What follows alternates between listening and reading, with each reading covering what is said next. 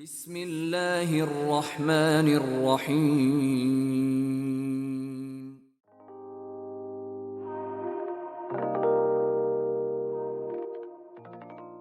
عمر بن خطاب رضی اللہ تعالیٰ عنہ سے مروی ہے کہ رسول اللہ صلی اللہ علیہ وآلہ وسلم نے فرمایا، موسیٰ علیہ السلام نے کہا، اے میرے رب، مجھے آدم علیہ السلام تو دکھا جس نے ہمیں اور خود اپنے آپ کو جنت سے نکلوا دیا۔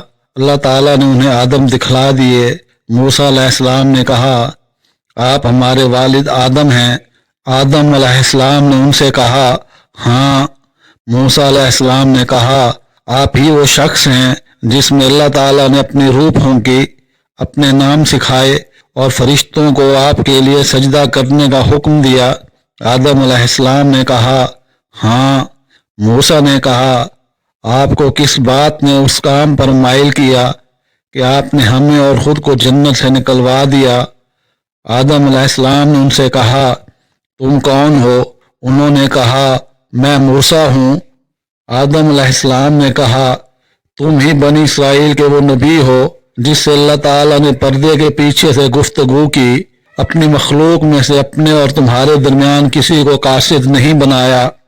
موسیٰ علیہ السلام نے کہا، جی ہاں۔ آدم علیہ السلام نے کہا، کیا تم نے نہیں دیکھا کہ یہ اللہ کی کتاب میں میرے پیدا ہونے سے پہلے لکھا جا چکا تھا؟ انہوں نے کہا، ہاں۔ آدم علیہ السلام نے کہا، تب تم مجھے اس کام پر کیوں ملامت کر رہے ہو جس کے بارے میں مجھ سے پہلے اللہ کی تقدیر کا فیصلہ ہو چکا تھا؟ اس وقت رسول اللہ صلی اللہ علیہ وآلہ وسلم نے فرمایا، آدم علیہ السلام موسیٰ علیہ السلام پر غالب آ گئے۔ آدم علیہ السلام موسیٰ علیہ السلام پر غالب آ گئے۔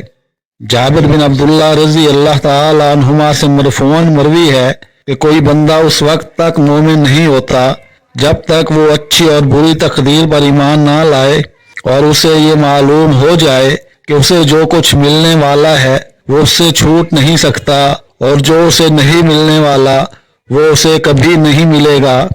ابو ہریرہ رضی اللہ تعالیٰ عنہ سے مرفوعاً مروی ہے کہ یہ دین آسان ہے، جو شخص اس دین میں سختی کرے گا یہ دین اس پر غالب آ جائے گا۔ معاملات کو سیدھا رکھو، قریب رہو، خوشخبری دو اور صبح و شام اور رات کی سیاہی یعنی اندھیرے میں مدد طلب کرتے رہو۔